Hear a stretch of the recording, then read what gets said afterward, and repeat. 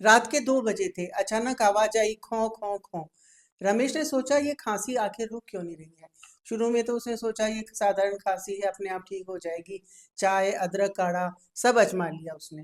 Doctor ने पूछा कि ये दिन में ज्यादा आती है या रात को ज्यादा आती है, बलगम वाली खांसी है या सूखी खांसी है।